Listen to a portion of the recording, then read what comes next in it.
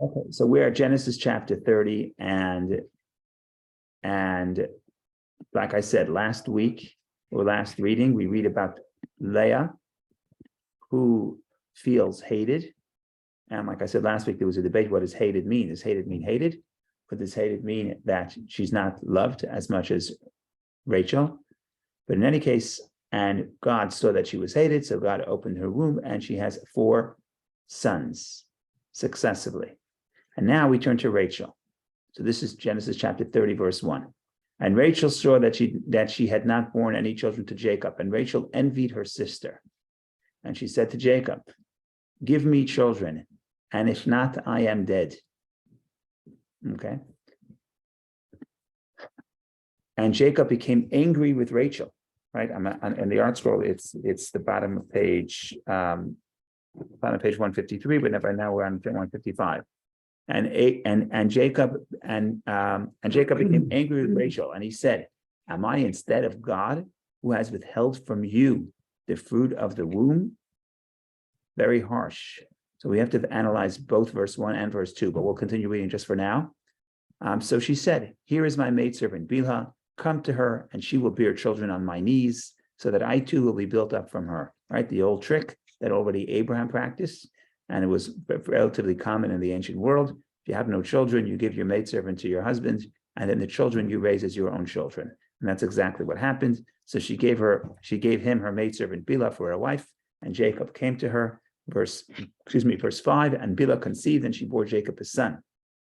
And Rachel said, "God has judged me, and he also hearkened to my voice, and he has given me a son." So she named him Dan. Dan comes from the word danani, judgment. What exactly does it mean to God judgment? Again, there's 2 interpretations. We'll get to that on the second round. When we read it again. And Bilhah, Rachel's maidservant, conceived again and bore Jacob a second son. And Rachel said, "With divine bonds I have been joined to my sister." Naftule. Naftule comes from the word connection. There's 2 interpretations of Rashi. Either connection or insistence. So either she now has connected to her sister, or she insisted to be like her sister, and I have also prevailed. So she named him Naphtali. Again, Naphtali is one of those Hebrew words that it's not very common. It's not a common word, and it's not clear what the word means. So I'll just show you what Rashi does. And again, biblical Hebrew, we didn't get the book, we didn't get the Bible with a dictionary to tell us what the biblical Hebrew word means. So the way you find meaning is you have to find similar words in the Bible and sort of find a connection. So Naphtali is one of those hard words to find. So I'm just going to look for a second. It's interesting.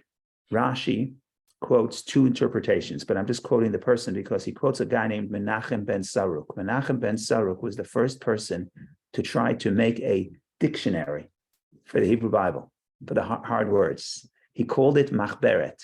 Machberet in modern Hebrew means a notebook. But the root of Machberet is chibur, like a compilation. The chaber is to connect, and that's what he wrote. And so he wrote all the difficult words, and he gave his interpretation. Rashi, whenever there's a hard word, he usually quotes Menachem and Saruk, Machberet.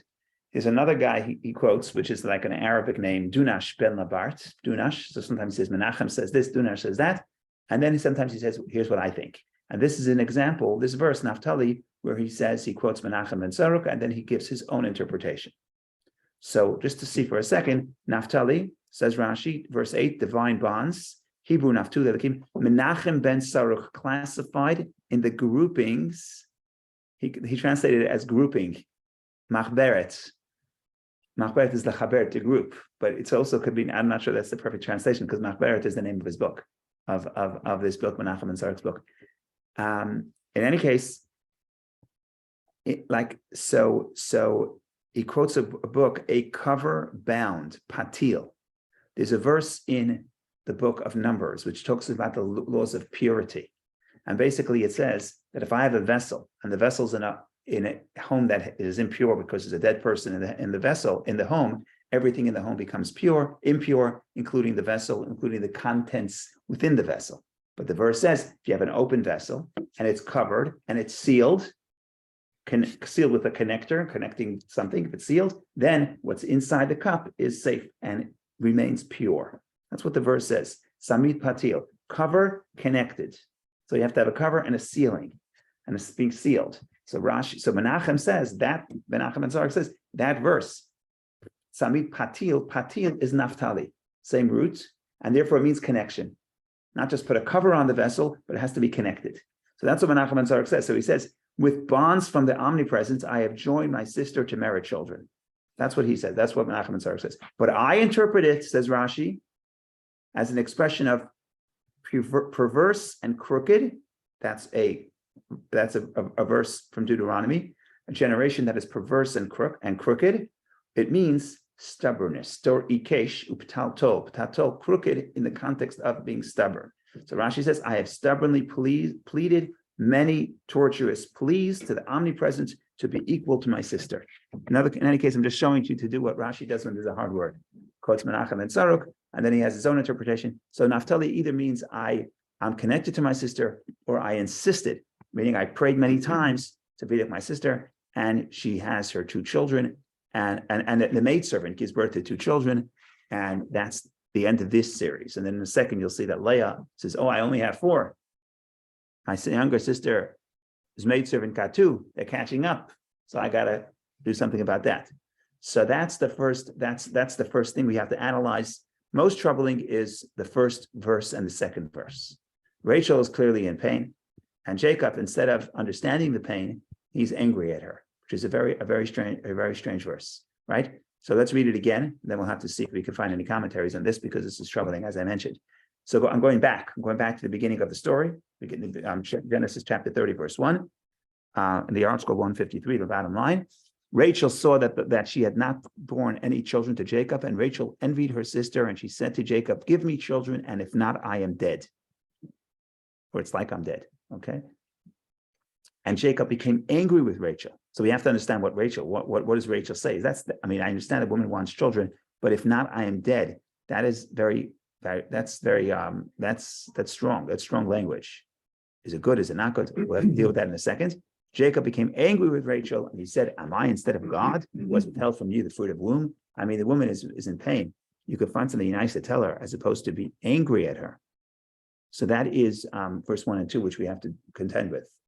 Yes. Rabbi Jonathan Sacks expanded on that. Yeah. In a very interesting manner. And that actually I prefaced that at my wife's funeral. That because she had children, her longevity continues genetically, right, with these children. Yeah. And had she not had children, that would not be the case. Yeah. I feel it's a very powerful Rashi.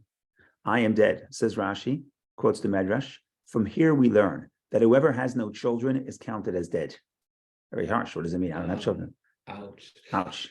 What does it mean? It means what Steve is saying, that if I'm alive, if I have children, okay, I'll live 70 years, 80 years, 120 years, but there's an end. If I have children, then life continues.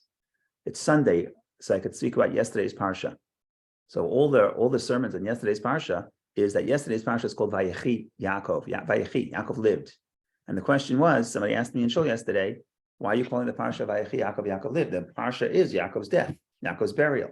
Same question as Chaye Sarah. The life of Sarah is all about her death. So every time someone dies, we name the Parsha the life of. It's not the life is over. But the message is, when a person's alive, that's not life. That's temporary. If the person's legacy will continue, then you know they're alive. Now, how does the legacy continue? It could be biological children. And if someone doesn't have biological children, you have other ways to keep the legacy alive. But the concept that my life continues past the few years that I'm going to be living on this planet, that is the concept of life. Life is ongoing. So I understand. So Rashi is trying to, I think, talk about her pain. If I'm not, I'm like, it's like I'm dead. But now she, but then the question is verse 2. Verse 2 is Jacob is angry at her. And Vayichar af, this is a very harsh word, became angry. His Vayichar. So Vayichar af is wrath flared up. So af is wrath. Af is wrath. Af is wrath. And Vayichar chara apoy means the wrath flares up. So it's not just wrath, but it's also he's angry. So the wrath is on fire. He lost his temper. I don't know if it was lost. It could be. I don't know if it lost. I don't know if what he said was calculated or it's just sometimes people are angry, they just say something and they regret it later. So I don't know if I don't know if it was, could be it was calculated. You see, Rashi commentators trying to explain what he said. So depending on what you think, how you think the conversation went, you think it's just a burst of anger, or it was sometimes wrath is not losing control. Sometimes wrath is sort of demanding justice or doing what I think is right, but it's calculated. The point is, wrath sometimes could be calculated, could be, I don't know, depending on how you would read the conversation, which we're going to about to engage in right now. Again, not that I have all the answers, but at least I know that there's a problem here. Go ahead, Vicky, please. Thank you, Rabbi, for taking my question. My question is about the verse 1. Yes. So based on this interpretation of Rashi or whatever Steve proposed, that your legacy continues, right? So can Rachel find something else to pass your legacy to other than children? I mean, maybe that's why Jacob is not accepting that as a valid answer. Right. Okay. So there's a lot of the short answer is that look,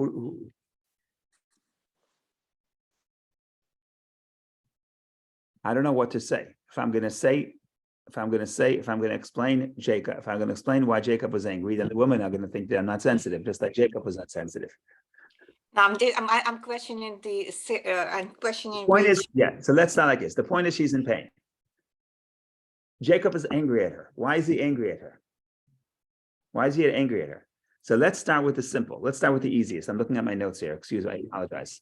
The simplest thing is he was triggered by when she said, "If not, I'm dead." Right? That is extreme. So naturally there's a pushback here. And he says that, like Vicky is saying, which is, that's why I'm saying it first, because that's what you raised, is that is extreme. That is not correct. To say if I don't have children, it's like I'm dead, that is not correct. And this is not just a new age. There's a commentator generally considered a Kabbalist, and he was in the 15th century, I believe, 16th century. And he says that if he goes back to the story of Adam and Eve and talks about the names that Adam and Eve were given, especially Eve. Adam refers to Eve as the mother of all creations. He calls her Chava because he says Ki eta em kol chai, the mother of all living beings. And this commentator says, one second, that's not necessarily the name of Eve. In other words, how do you define the woman? The man, he doesn't define himself as the father of all living things, right? He has other aspects of his identity. He's a person, he's an Adam, whatever Adam means, either taken from the earth, or the Kabbalistic interpretation is that it's similar to heaven. The truth is it's a hybrid of both, but he doesn't define himself as the father of life. Meanwhile, he sees his wife and he calls her Em Kol Chai, the mother of life. The mother of life is a wonderful title. It's a wonderful responsibility. It's a wonderful Maila advantage. But this commentator says that's not the totality of the person. And to think that that's the totality of the person is minimizing the person. And he says that that's exactly what happens in this conversation. That she says, Rachel says, if I don't have children, then I'm dead. That's the feeling that having children is the way I express myself and express my legacy, etc. And Jacob is angry. You get angry when you get emotional. Wrath is also emotional. She's paying, but he's paying. He's paying because that's the way, according to this commentator, that's the way she sees herself, only as a mother, and I have no other life other than that. And that he thinks is wrong. So that's one interpretation. Now, if I said this in 2021, you say, oh, that's just New Age. But this is at least 500 years old. So it's actually absolutely fascinating. So that's one interpretation. But Jacob is a prophet.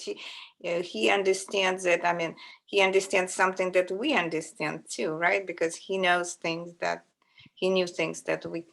Yes, we, but the problem here is if at the counter, you're fighting the nature of, someone's in pain, you can't be angry at them for feeling something. I mean, you could be angry, but you have to be able to convey it in a softer way. It's not the way to teach someone that you have, there's more to your life than by being angry. So that's what you have to deal with. And therefore, other commentaries say what triggered his anger is something else altogether, which we'll get to in a minute. But before we even do that, I'll give my own interpretation, my modern interpretation.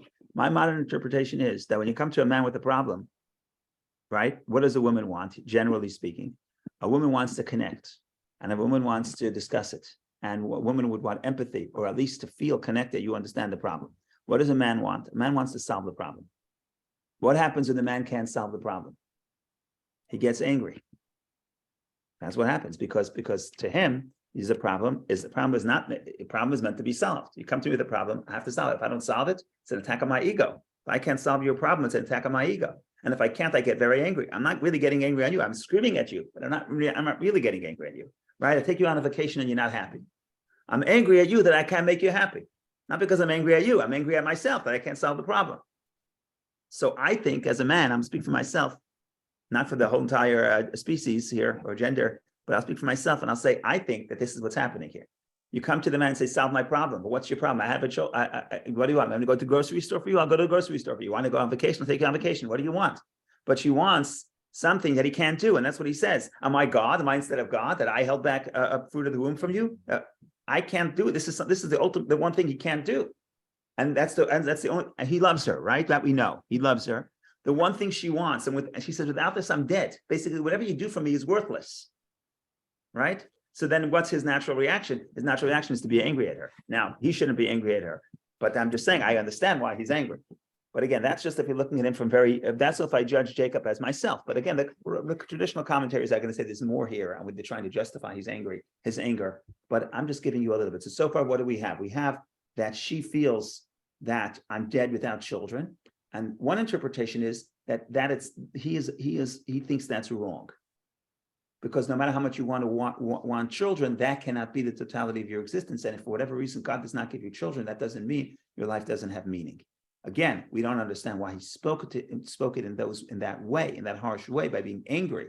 But at least we understand why he's angry.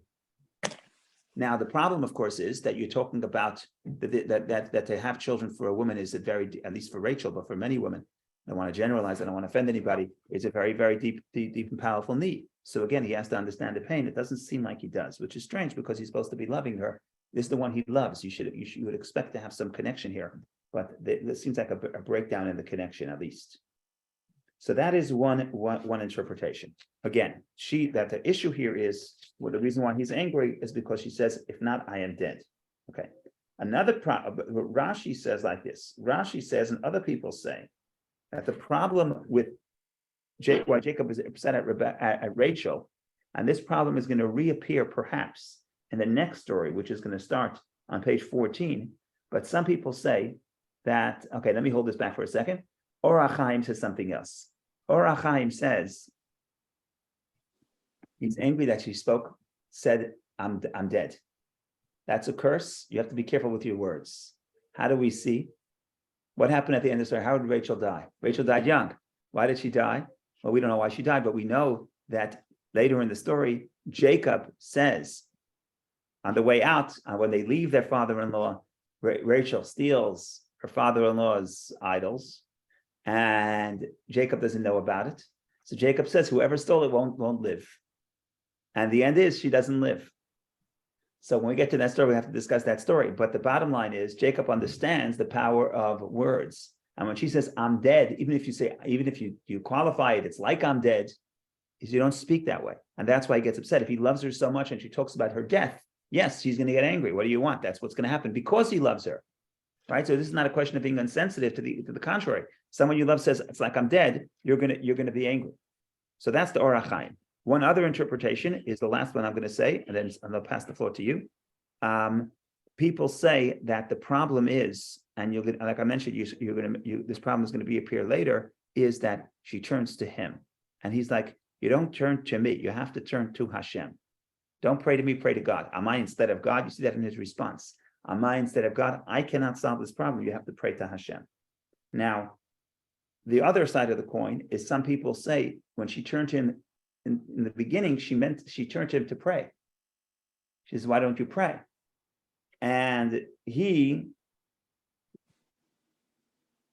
doesn't really respond that way. Basically, it's very hard. Oh, I can't even read this stuff. Let's look back at Rashi. Then we'll sum it all up. Let's look back at Rashi. Says Rashi,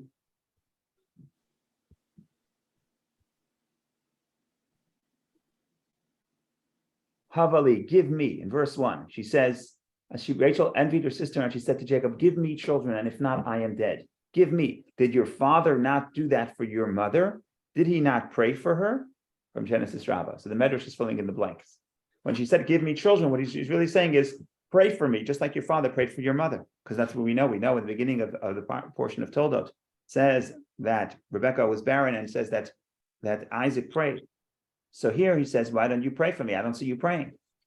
And then his response is, am I instead of God who had withheld from you the fruit of the womb? Rashi says the key is you, from you.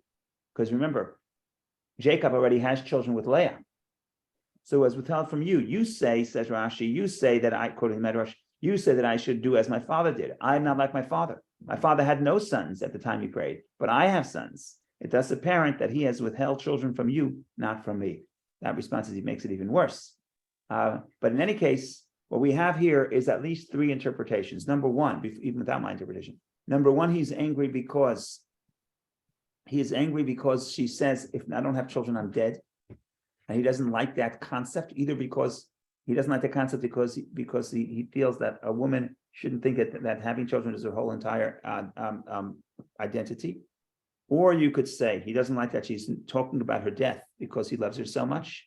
Or you could say he doesn't like that she's turning to him and not turning to God. Turning to him to pray, but not praying herself. If you want to change that, Rashi. So these are at least three interpretations.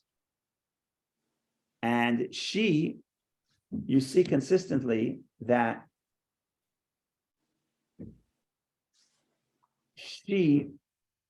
one way to read the story, I'm not saying this is the only way to read the story, one way the story is she's doing everything other than turning to God. Because you'll see there's another story, we'll get to the Dudayim story, the story of the flowers in a minute. But in any case, she says, okay, this is the issue. The issue is, so it's my problem. You, in other words, he says, it's not me, it's you. I'll do anything for you. I'll do anything I could. So she says, okay, marry my maidservant. He does so.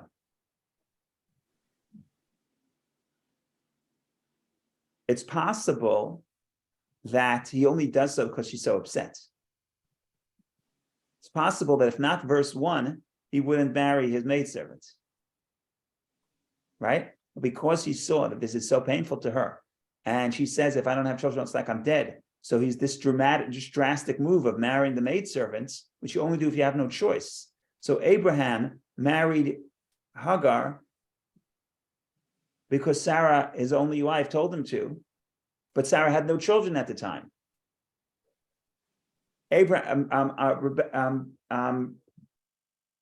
Jacob already has children. Why would he marry the maidservants? Because Rachel asked him to, so what? Right? So it's possible that this is just my reading, could be I'm wrong. It's possible that's why we read about this drama, this sort of quote unquote fight in verse 1 and 2, because then he sees how important this is to her. So when she proposes a solution and he has no other solution because he's not God, he can't give her a child. So then he agrees. He's very passive in the story, right? He says, Boyala, come to her, and she gave him her maidservant Bilhah for a wife. I wouldn't be surprised that if you read it when Jacob, let me just take a look before I guess.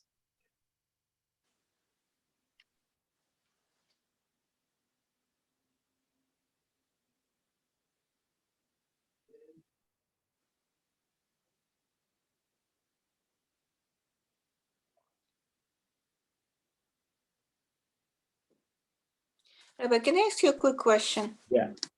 About the praying.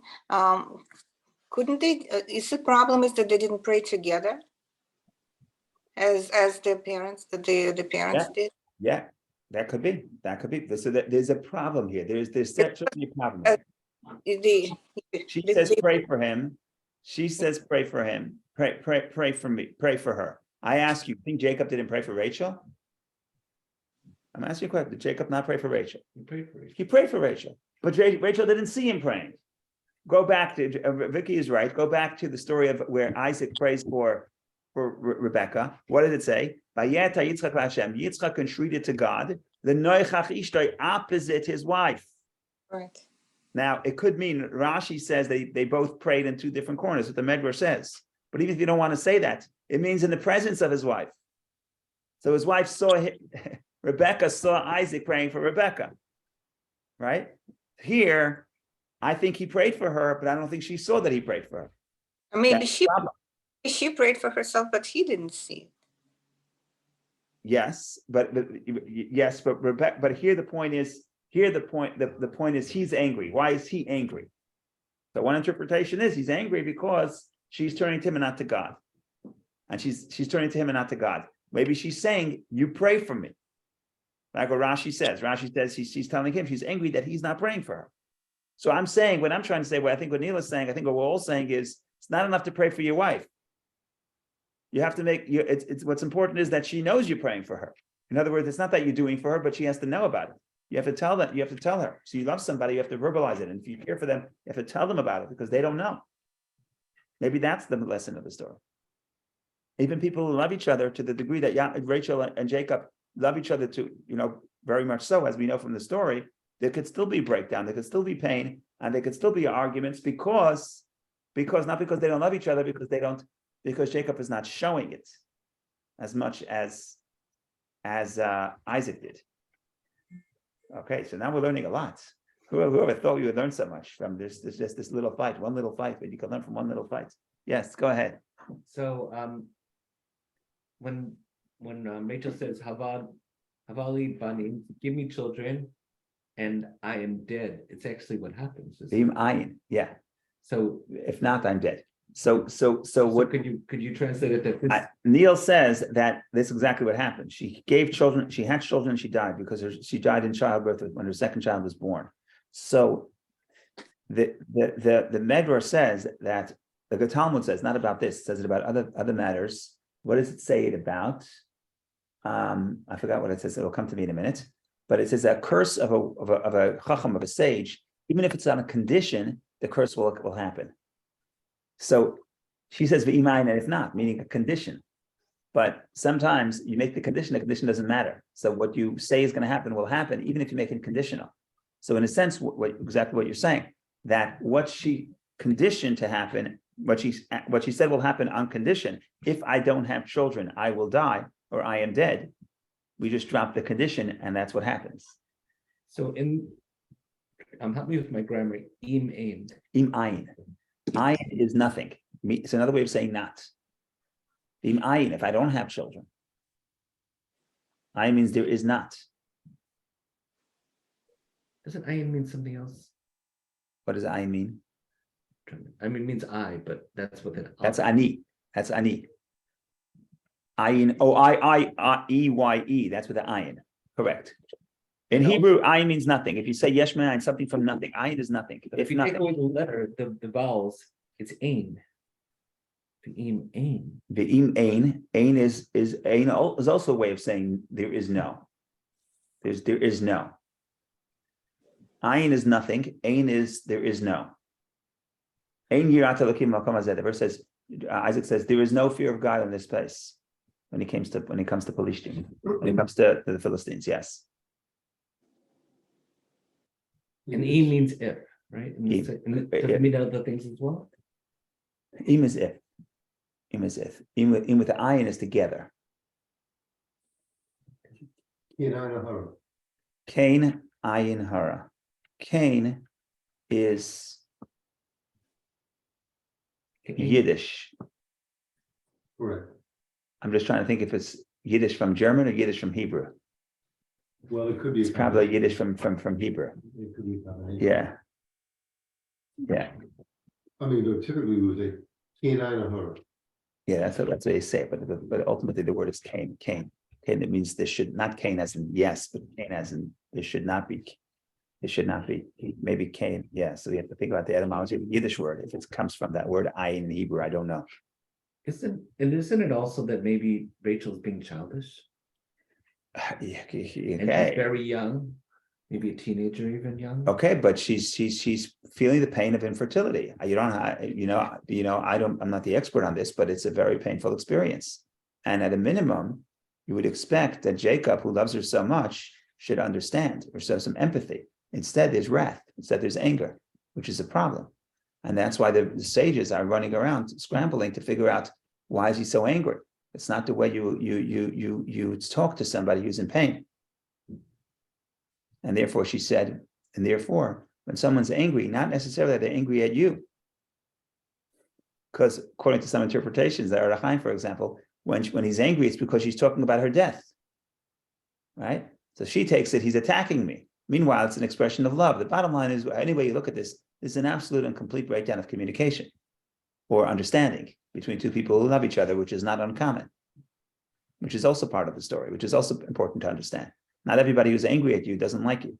To the contrary, because he loves her so much, therefore, when she speaks the words of pain, and he can't, either my interpretation, which is he can't help her, or he thinks he can't help her because if you would show some empathy, that may help, but he doesn't understand that because he's a guy, or because just to consider those words, how harsh those words are, when he says, "If not, I'm dead," he can't handle that. Now, I'm not saying that, I'm not justifying that as a response, but that's what we understand, that could be a sign of love, not a sign of anger, in any case. Well, I mean, can we assume that there's a fertility problem here Yes, and she's blaming him on her, or not necessarily her infertility? right. So She's blaming him, and he's saying, "Me, it's you. Look, I have other children. It's not my problem." Right. That's what he says in verse 2. Hashem, am I instead of God who withheld from you the fruit of the womb? And Rashi says, "From you, it's not me. It's not male infertility. It's not me. I have children." Right? Now, that's not something you should say when someone is in pain, but that's what he says. So he's also in pain. He's in pain because she's in pain. Okay. Like I said, another point is, I think that part of this issue is that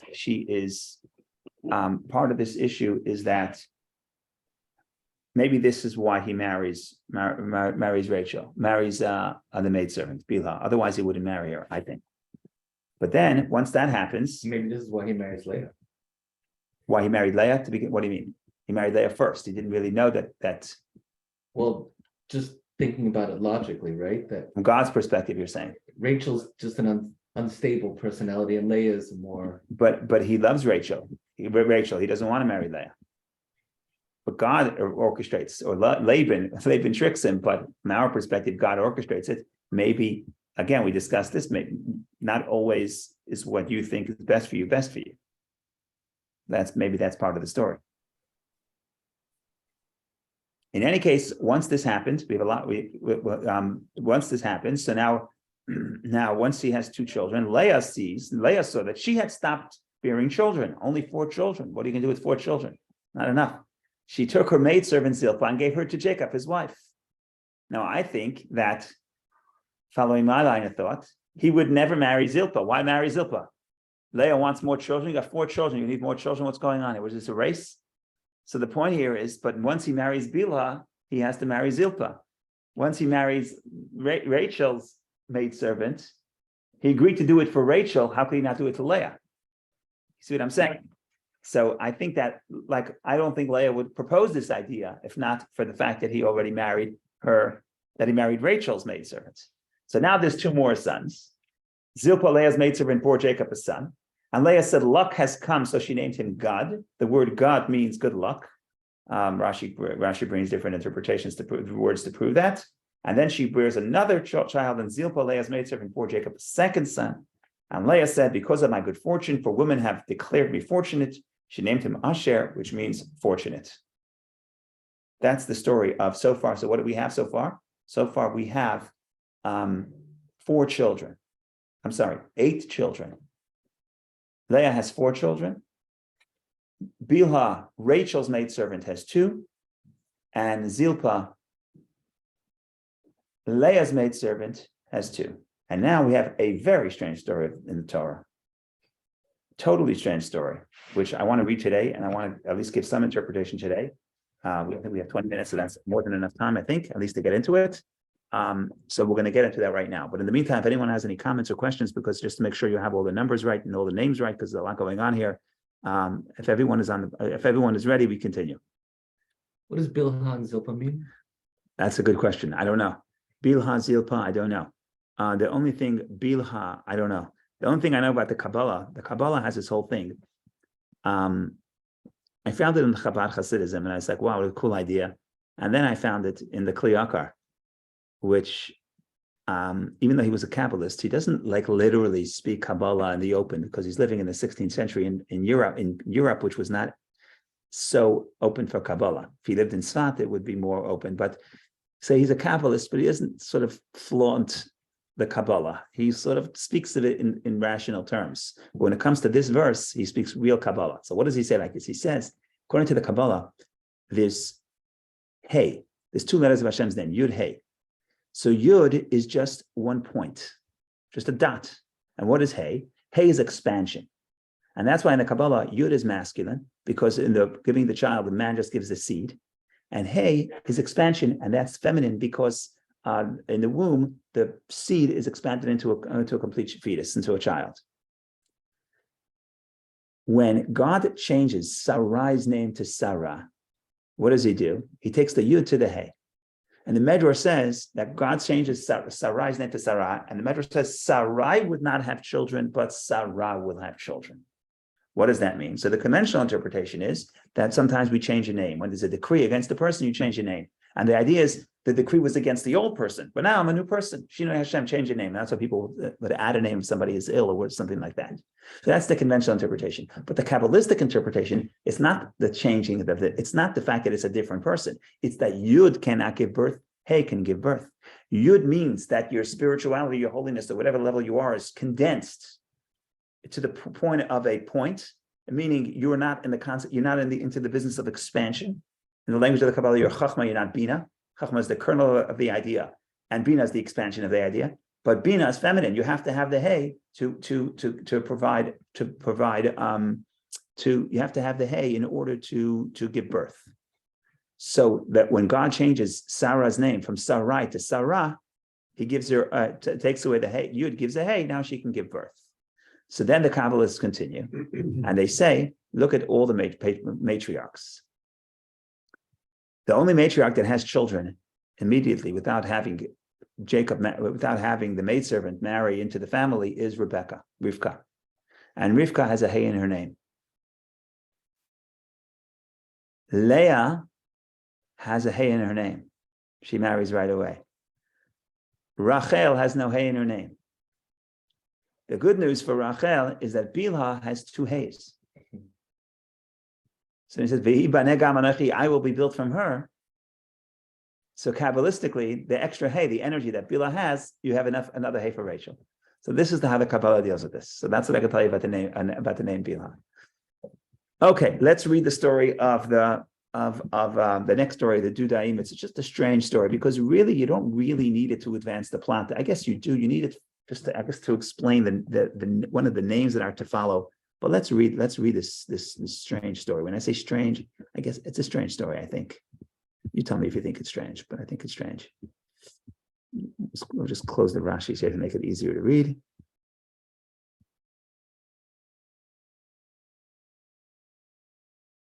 Verse 14. Reuben went in the days, right? You got it? In the art scroll, it's on the wrong page again. 154. Reuben went is 155. 155. Okay. I'm getting Hebrew. Hebrew, right? Okay. Excellent. Yeah, the Dudaim. Okay. So Reuven went. Reuven went in the days of the wheat harvest, and he found Dudaim. Dudaim is some plant or some flower, whatever it is, in the field, and brought them to Leah, his mother. And Rachel said to Leah, "Now give me some of your son's Dudaim, please." Na is a tricky word. I mean, na could be now, it could be please. Please give me some of your son's Dudaim. Na is now. Na could be now. That's what they translate here now. When I was growing up, my entire childhood was one big fight between my father and my teachers in my school, because they would always translate na as now, and my father would always say no, na as please. And so that was my youth. Let's see how this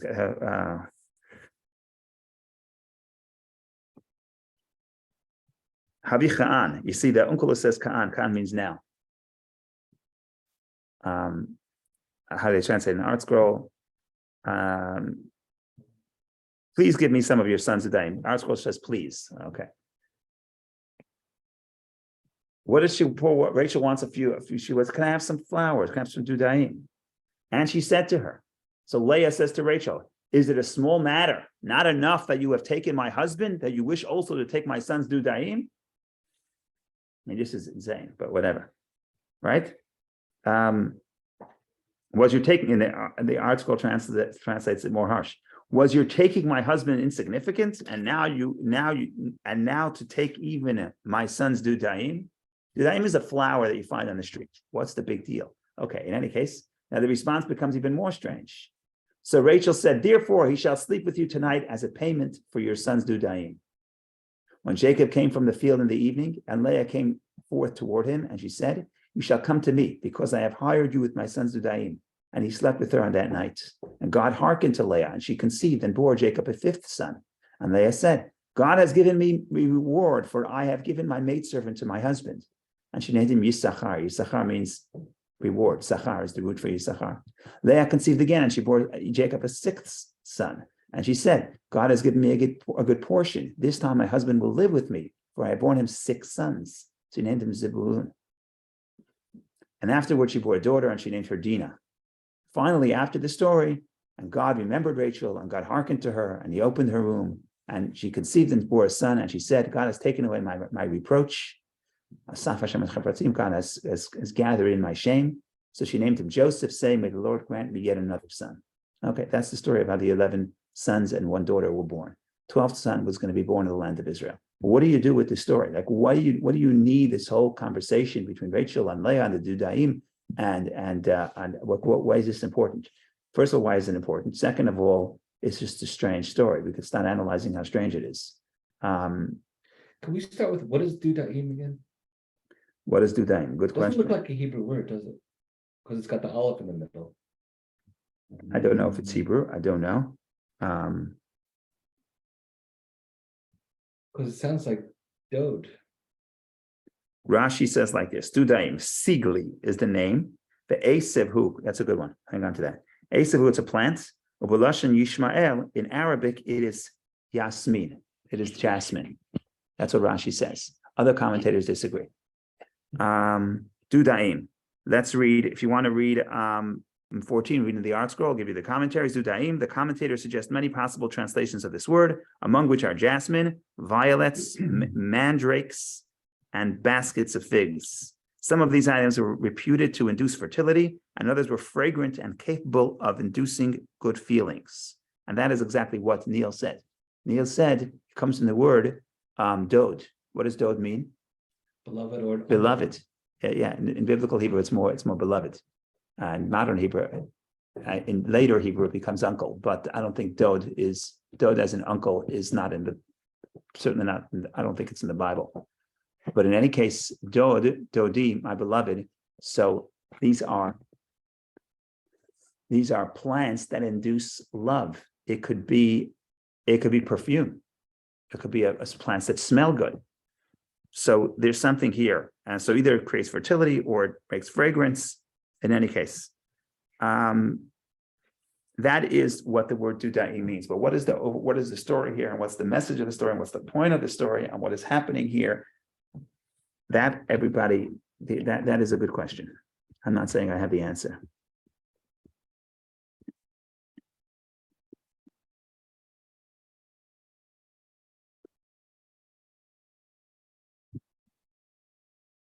Okay, if nobody wants to say anything, I'll have to say.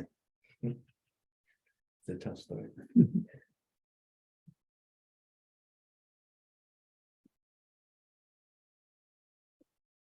So I guess Rachel doesn't consider Leah's children her children. Right. which is sad, right? Right. In the world of second marriages in America, you don't want to hear that.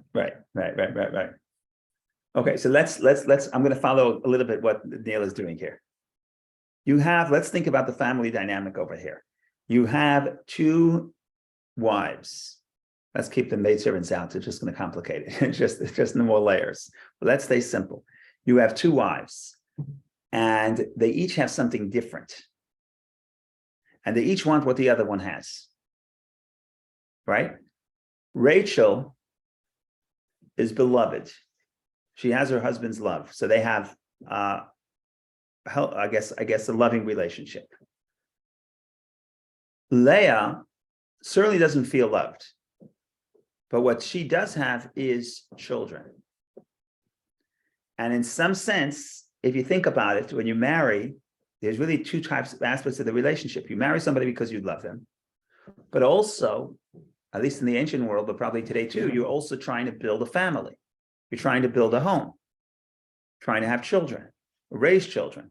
So there's sort of two aspects coming together in a relationship between spouses. There's spouses that have an independent relationship with each other, and then there's spouses sort of as people who are going to raise children together. And hopefully they both converge to one, they're both the same people. But in this case, you have two separate things. Rachel is the one that is beloved, she doesn't have children. Leah has children, she does not feel loved at all. How do I know she doesn't feel loved? Because when she has children, all she's talking about, we mentioned that last week, she doesn't even thank God for the children, child number 4. Every child, she says, oh, now my husband, now God saw that I was hated. God heard that I was hated. Now my husband will follow me. And even till number 6, which we just read, is, oh, now my husband will what does she say?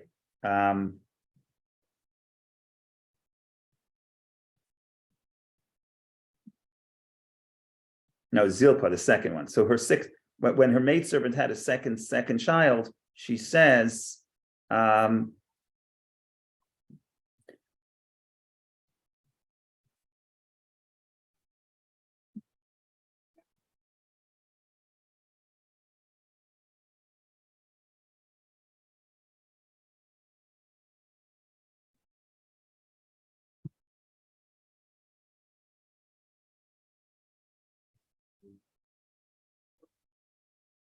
where's Zebulun? Why can't I find this?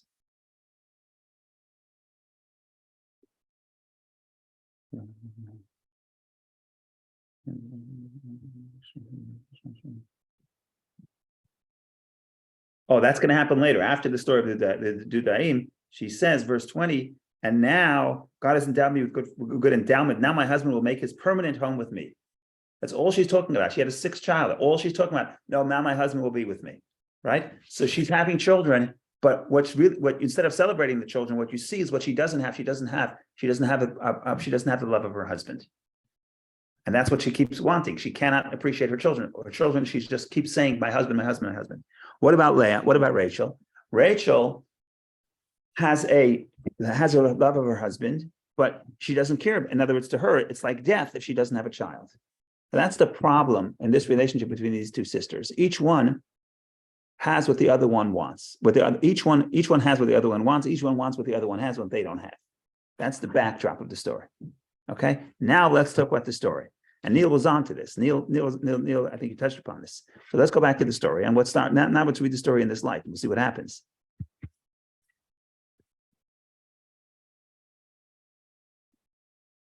Reuven went in the days of the wheat harvest, and he found Dudaim in the field, and he brought them to Leah, his mother. So your child comes back from preschool and brings a few things and hang out in the fridge. Somebody says, do you want them? You say, take as much as you want. I don't need them here, right? It's he bought something from the field. Big deal. Why does Leah become so possessive over these and says, oh, you want my husband? Now you're going to take my Dudaim? As if the Dudaim is more important than the husband, or at least on the same level. Like, why is she becoming so possessive over a few plants? So what's happening here is one way to read this, and I think this is a really beautiful way to read this. And when I read this in a commentator, a contemporary commentator, but a commentator, and I connected to this. She says, the first time Leah experiences love from somebody else, this time from her child.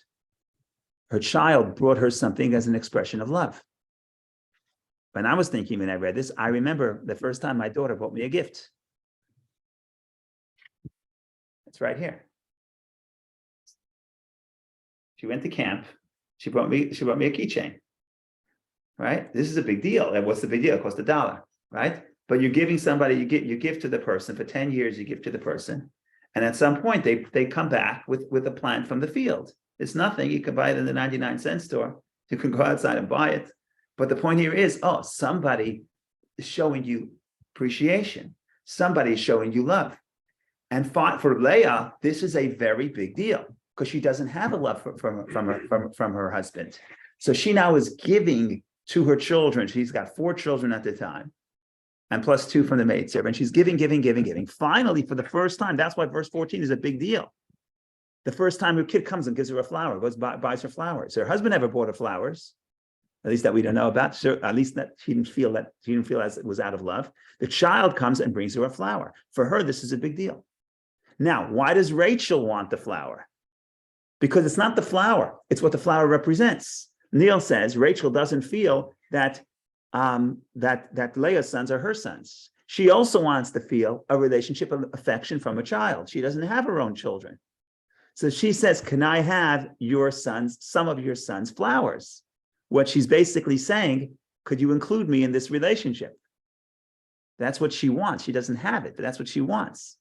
And Rachel and Leah says, Rachel says, what, you're taking my husband? And now that what you want is the flowers of my son? It's not the flowers. It's the little thing that I have, which is the love for my child that you also want to take. And for her, the answer is, of course, that's what I want to take, because that's what she's missing. She wants the relationship. She wants to feel connected to a child. So let's trade. You take the husband. I'll take the flowers. You want the husband, sleep with the husband. I want the child. And that's the story. Now, of course, the story is completely absurd. And it could be the Torah is trying to allude to this absurdity, this transaction. In other words, this transaction. What does she say? Verse 16. When Jacob came from the field in the evening, Leah came forth toward him and she said, you shall come to me because I have hired you with my son's dudaim. Okay, first of all, this is love? You can't buy love. You can hire somebody to be with you, but you can't buy love. And that's part of the absurdity of the story. It could be that's what the Torah is trying to say, but what it's showing you the desperation of not just one party, but both parties, both Leah and Rachel. And that's what's happening here.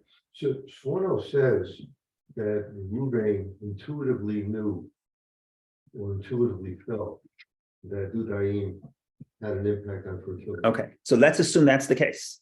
So let's assume that that's the case. That the question is the fertility. So, but if you say that she wants fertility, first of all, so you can read it that way. You could read that Rachel wants the fertility.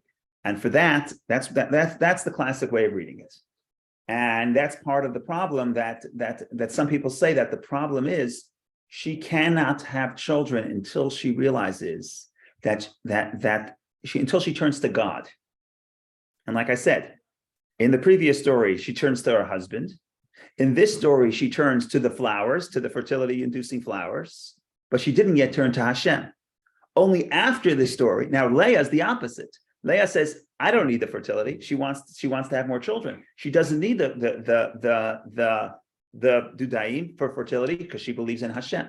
So some people say, and that's probably the more classical interpretation, is that this whole story is telling you is to help Rachel overcome the distractions and ultimately pray to Hashem. We don't find her praying to Hashem, but at the end it says that God heard her cry, heard her voice. So that's a legitimate way of reading this. That you're going to say that the point of the story is that Rachel keeps looking for physical solutions to the problem. She's looking everywhere except to pray to Hashem. So in the beginning of chapter 30, it fails her plan to scream at her husband or ask her husband for children. And now the fertility-inducing plants don't work. And now she could finally turn to Hashem. That's the classic way of reading it. But I'm reading it is a little bit more contemporary, and that is that it's really telling us a story of how each one, it's giving you the insight into the frame of mind or frame of heart of both Rachel and Leah. Each one wants what they don't have. And ultimately they realize you can't do it. You can't buy the love, and you can't take a flower and think that that's the relationship. In other words, getting the flower doesn't mean the child is going to love you. It takes much more than that. And that's part of their development until you get to the same point. And the end of the story is going to be that she turns to Hashem. So, and with Leah, it gets a little tricky because Leah's position as does she ever win does she ever feel that her husband loves her is a good question. I'm not sure she does until maybe the end of her life when they're buried together. So but that's another story. In other words, how the story ends. But it's important, if you read it this way, it's important to understand the frame of mind of both Rachel and Leah. Isn't that word higher offensive? That's offensive. And it's that's the point here. That's part of the point. The point here is if what she wants is she wants the affection of her husband, then you can't buy it. Well, it makes him seem like a prostitute. That could be that's what that could be the connotation here, and that's what we're saying. This is a problem. You cannot solve the problem of love with a transaction. So if she hires him and it produces a child, then when the child after that, how does that produce? It's of course well, he was with all his wives, he's primarily with Rachel, but he was with all his wives. But the point here is what triggers all of this, according to the commentators, Rashi says that what God saw that it says that God saw that she really desires to have children. Right? It says, and God hearkened to Leah after the story of Dudaim. What does God hearken to Leah? Where do we see Leah praised? So Rashi says he saw that she really wanted to have children. So the fact that she was willing to go out of her way to be with Jacob is meaning she wants to have children. Therefore, God listened to her. Okay, we'll take Bob's question, and then unfortunately I'm running out of time, so we have a minute or two left, and then we have to jump. Go ahead, Bob, please. Thank you, Rabbi. Once again, I'd like you to take a 40,000-foot analysis of Genesis thus far. To me, it seems like one big study in dysfunction in family life. If you were owning a bookstore and had to put Genesis in one area of your bookstore, what would it be, and why? Clearly I'm getting to the Torah is so important, and all we are now, we're talking about Dudaim.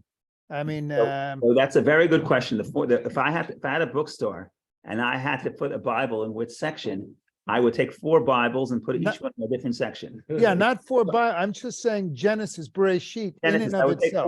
I would take Genesis and put it in 4 different sections, because Genesis could be read on Pshat, Remez, Rousseau, on 4 different levels. But we're staying with Pshat for a moment, because that's what we did today. Right? You can talk about the mystical interpretation, but let's talk about the Pshat. This is a book. If you read this, if you know nothing else about relationships and you read this, it makes you open to understand the subtleties of the relationship. In other words, just what we started today, verse 1 and 2, where she's angry at him and he's angry at her. And on the surface, it seems like they're fighting. And the commentaries say, slow it down. They're not fighting. They're both in pain. And you have to understand the person's pain. And just because you love the person, it doesn't mean that you can solve their problems and you can solve their pain. And if they feel the pain, it doesn't mean that they don't appreciate your love. And we talk about Rachel and Leah. Just because you have something, it doesn't mean it doesn't mean you can enjoy it, because maybe you want something else. And how do you deal with that? And how do you appreciate what you do have, even though you don't have everything you need? And that's a very important lesson for everybody to learn. And working out these feelings is not trivial, because it wasn't trivial to Rachel and Leah, and it's not trivial to us, because it's not the Dudaim, it's what the Dudaim represent, either the power of fertility or the love of a child. And this concept of, you have to examine their relationship, and then see what you can see, the sensitivity that you're supposed to cultivate in your own relationship. I think that is extremely worthwhile. So I would put today's class, I would put in the relationship section. Brilliant response. Thank you, Rabbi. So Darabah, thank you. I wish we can continue talking about this all day, but I have to teach the children. And the good news is that we still can have more to say on this. So we'll come back next week, same time, same place, in good health. Yeah, sure. So Darabah. Okay, how Thank you, many Rabbi. questions